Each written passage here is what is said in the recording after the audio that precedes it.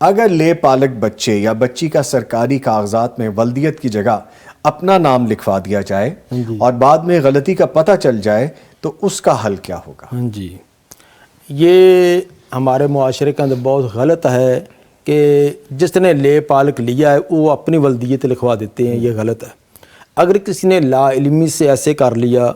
بعد میں اس کا مسئلہ پتہ چلا، تو اس کے دو حل ہیں۔ ایک تو یہ کہ اس کو تبدیل کرا لے، اس کے تبدیل کرانے کے طریقہ کار موجود ہیں۔ بالفرض اگر وہ بیمار ہے یا اتنا بوڑھا ہے یا نہیں کروا سکتا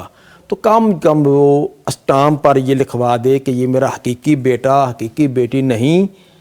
بلکہ میرے رشتے کے اندر بھتیجی ہے، بھانجا جو بھی ہے، تو اس لیے یہ شرعی یہ وارث میرا نہیں ہے، تو میں نے جس کی جو اپنی ولدیت لکھوائی ہے یہ صرف لے پالک ہونے کی وجہ سے میں نے لکھوائی ہے، تاکہ بعد والوں کے لیے ایک ثبوت ہو اور یہ بھی آخرت میں مجرم نہ بنے۔ جی